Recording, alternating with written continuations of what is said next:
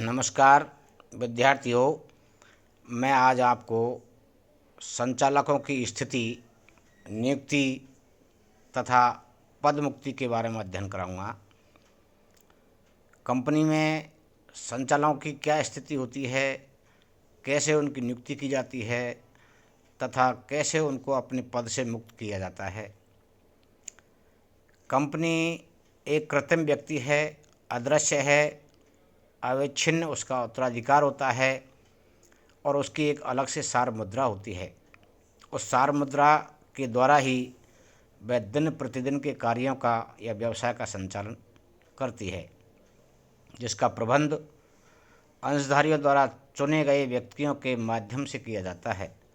Company का प्रबंध करने के लिए अंशधारियों द्वारा चुने गए व्यक्तियों को ही संचालकों के नाम से पुकारा जाता है, जाना जाता है।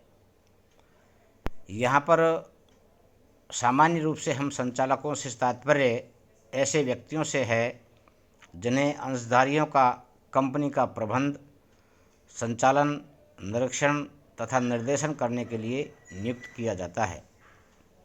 भारतीय कंपनी अधिनियम 1956 की धारा 213 के अनुसार संचालक से आशय किसी ऐसे व्यक्ति से है जो संचालक का स्थान ग्रहण किए हुए है, चाहे उसे किसी भी नाम से पुकारा जाता है। भारत के उच्च न्यायालय द्वारा भी इसकी एक परिभाषा दी गई है। उसके अनुसार संचालक वह व्यक्ति होता है जो किसी कंपनी की नीति का मार्गदर्शन करता है तथा उसकी कार्यप्रणाली का निरीक्षण करता है। यानी संचालक जो होता है वह उसको मार्गदर्शन करता है कंपनी को, और उसकी जो कार्यप्रणाली है उसका निरीक्षण करता रहता है। जिस नाम से उसे पुकारा जाता है वह महत्वहीन है। यह शब्द, इस शब्द में प्रबंध संचालक भी सम्मिलित होते हैं। इसके बाद हम कंपनी की एक और अच्छी उचित परिभाषा या सारगर्भित परिभाषा यह है कि संचालक मंडल कंपनी का प्रमुख प्रबंधकीय अंग है, जिसका गठन अंशधारियों द्वारा चुने हुए संचालकों से किया जाता है। संचालक मंडल की सभाओं में कंपनी के प्रबंध संचालक संबंधी सभी महत्वपूर्ण लिए जाते हैं। वास्तव में कंपनी का संपूर्ण प्रबंध तंत्र संचालक मंडल में ही केंद्रित होता है और समस्त निर्णय लेता है तथा प्रबंध संचालक अथवा प्रबंधक के माध्यम से समस्त निर्णयों का क्रियान्वयन कराया जाता है। अब मैं आपको ये बताना चाहता हूँ, ये तो संचालक के परिभाषा के बारे में मैंने आपको बताया था कि संचालक की क्या परिभाषा है। अब संचालकों की क्या स्थिति होती है, कैसे उनकी नियुक्ति की जाती है और कैसे उनको पद से मुक्त किया जाता है। संचालकों की स्थिति संचालकों की प्रकृति को समझने में और भी अधिक योगदान देती है। संचालक कंपनी में किस रूप में, किस स्थिति में कार्य करते हैं, इसके बारे में कोई सटीक उत्तर नहीं दे सकते हैं कि वास्तव में संचालक कंपनी में किस स्थिति में कार्य करता है और किस कार्य को किस बारे में कार्य करता है। इसे अनेक निर्णयों के आधार पर हम कुछ स्थिति स्पष्ट इस प्रकार करते हैं कि कंपनी में संचालकों की स्थिति के संबंध में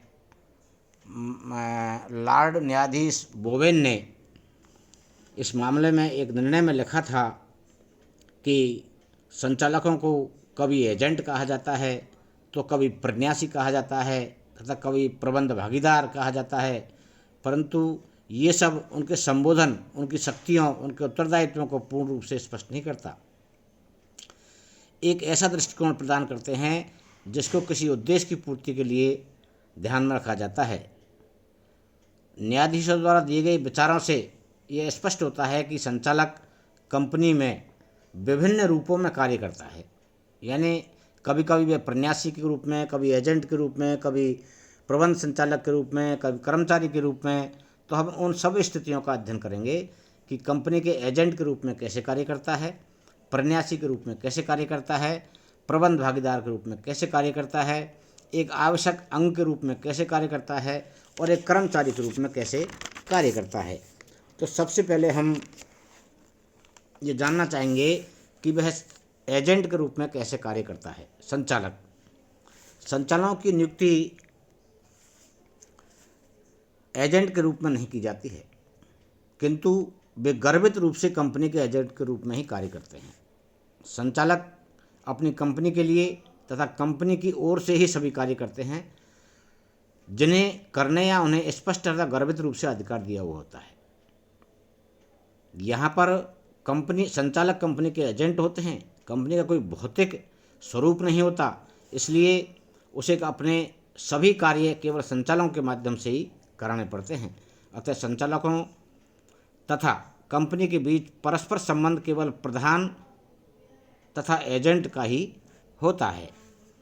उदाहरण के लिए आप देखिए कि इस संबंध में देशीराजू वेंकट कृष्ण का मामला उल्लेखनीय है।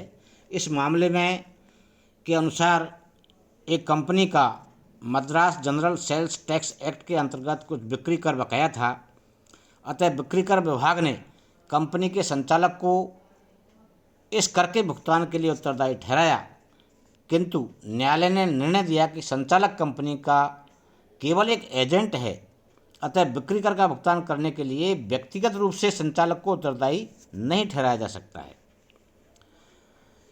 परंतु यदि संचालक कंपनी की सीमा नियमों तथा अंतर नियमों के बाहर कार्य करते हैं, यानी संचालक यदि कंपनी के सीमा नियमों और अंतर नियमों के बाहर कार्य करते हैं तो वे उन कार्यों के लिए व्यक्तिगत रूप से उत्तरदायी ठहराए जा सकते हैं। यहाँ पर मैं आपको बताना चाहता हूँ कि यदि संचालक गण अपने अधिकार क्षेत्र में कार्य करते हैं तो इनके द्वारा किए गए कार्यों के लिए वे स्वयं व्यक्तिगत रूप से उत्तरदायी नहीं ठहराए जा सकते। अधिकार क्षेत्र में, यानी जो अधिकार कंपनी ने संचालकों को दे रखे हैं और उस अधिकार क्षेत्र के अंतर्गत वे कार्य करते हैं, उसमें निहित रहते हुए कार्य करते हैं, तो उन्हें व्यक्तिगत रूप से उत्तरदायी नहीं ठहराया जा सकता।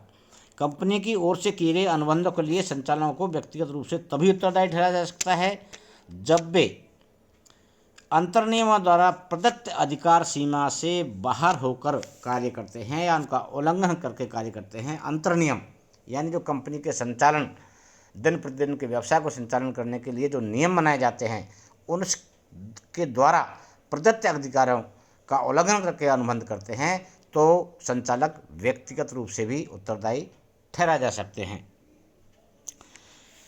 इसके बाद आप देखिए कि संचालक को कंपनी का एजेंट इसलिए माना जाता है क्योंकि कंपनी संचालकों के कार्यों से बद्ध होती है। संचालक कंपनी के सीमा नियमों के अधिकार क्षेत्र के भीतर रहकर ही कंपनी के लिए कार्य करते हैं। संचालक कंपनी द्वारा प्रदत्त अधिकारों के भीतर ही कार्य कर सकते हैं। संचालक अपने अधिकारों से बाहर कार्य करते हैं किंतु कंपनी के अधिकारों के भीतर, तो उनका पुष्टिकरण किया जा सकता है। संचालकों को दी गई सूचनाएं कंपनी को दी गई सूचनाएं मानी जाती है। संचालक कंपनी के हितों से संघर्ष करने वाला कोई भी व्यवसाय नहीं कर सकते। अब दूसरा है संचालक प्रन्यासी के रूप में, यानी विभिन्न रूपों में इसको माना जाता है। ये डायरेक्टर एज ए ट्रस्टी, संचालक कुछ सीमा तक कंपनी का प्रन्यासी होता है, ट्रस्टी होता है। एक मामले में माननीय न्यायाधीश सेलबॉर्न ने स्पष्ट रूप से लिखा है कि संचालक कंपनी के धन तथा संपत्ति के प्रन्यासी होते हैं। इस मामले में उन्होंने निर्णय देते हुए लिखा है कि संचालक वे व्यक्ति है जो अंशधारियों के हितों के लिए कंपनी का प्रबंध करने के लिए चुने जाते हैं। यह एक विश्वास का पद है जिसको यदि वे स्वीकार कर लेते हैं तो उनका कर्तव्य हो जाता है कि वो उसे पूरी निष्ठा के साथ निष्पादित करें। अतः संचालक का पद एक विश्वास का पद है और विश्वास कंपनी द्वारा संचालकों के ऊपर किया जाता है, इसलिए उन्हें एक प्रन्यासी के रूप में भी कार्य करना पड़ता है। कंपनी के धन एवं संपत्ति का सदुपयोग करता है, प्राप्त अधिकारों का कंपनी के हित में उपयोग करता है। इसके बाद है कंपनी के धन व संपत्ति का सदुपयोग करना, यानी जब ये संयुक्त पूंजी कंपनियां का निर्माण करने होता है तो वे आज तक कंपनी के धन एवं संपत्ति का उपयोग करने की पुष्टि करते हैं।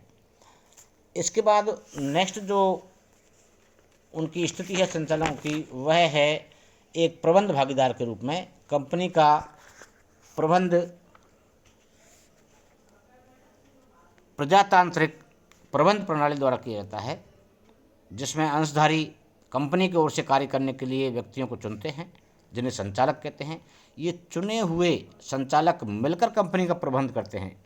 ऐसी स्थिति में प्रत्येक संचालक कंपनी का प्रबंधकीय भागीदार होता है। इसके बाद नेक्स्ट है, एक आवश्यक अंग के रूप में संचालकों की स्थिति के संबंध में यह स्पष्ट मत है कि संचालक कंपनी का एक आवश्यक अंग होता है। कंपनी एक कृत्रिम व्यक्ति है जिसका महत्वपूर्ण कार्य संचालकों द्वारा किया जाता है। अदृश्य है, कंपनी के द्वारा नियुक्त संचालक ही कंपनी के कारोबार का संचालन करते हैं। ये कंपनी की नीतियों का निर्धारण करते हैं, उन्हें कार्य रूप में परिणत करके कार्यान्वित करते हैं। इसलिए संचालक मंडल कंपनी का कहा जाता है कि मस्तिष्क होता है, और कंपनी रूपी शरीर केवल संचालकों के माध्यम से ही कार्य करता है। नेक्स्ट है, एक कर्मचारी के रूप में। सामान्यतः संचालक कंपनी के कर्मचारी नहीं होते हैं, किंतु यदि उन्हें कंपनी के पृथक अनुबंध के अंतर्गत कर्मचारी के रूप में नियुक्त किया जाता है तो वे संचालक कंपनी के कर्मचारी भी हो सकते हैं। स्पष्ट है कि एक व्यक्ति कंपनी का संचालक अथवा प्रबंध संचालक के रूप में होते हुए भी कंपनी का कर्मचारी भी हो सकता है, यदि संचालक कंपनी में पूर्णकालीन या अंशकालीन सेवाएं देते हैं तथा प्रबंध संचालक विक्रय प्रबंधक, सेक्रेटरी आदि के रूप में कार्य करते हैं, तो वे कंपनी के कर्मचारी भी माने जाते हैं। अतः संचालकों के स्थिति के संबंध में विभिन्न प्रकार के जो दृष्टिकोण मैंने आपको बताए थे कि एजेंट के रूप में भी कार्य करते हैं, प्रन्यासी के रूप में भी कार्य करते हैं, स्थिति होती है उनकी, और प्रबंध भागीदार के रूप में भी होती हैं, और ये कंपनी का एक आवश्यक अंग भी है, और कर्मचारी के रूप में भी कार्य करते हैं। ऐसी स्थिति के निष्कर्ष के बाद हमें यह स्पष्ट हो जाते हैं कि संचालक न तो पूर्ण रूप से एजेंट की स्थिति में होता है और न ही कंपनी के प्रन्यासी की स्थिति में होते हैं। वे कुछ दशाओं में एजेंट होते हैं, कुछ दशाओं में प्रन्यासी भी होते हैं, और कुछ दशाओं में प्रबंध के भागीदारी भी होते हैं, और कुछ दशाओं में कर्मचारी के रूप में भी कार्य करते हैं। ये मैंने आपको संचालकों की स्थिति के बारे में आपको बताया है। अब मैं आगे आपको कल बताऊंगा। धन्यवाद।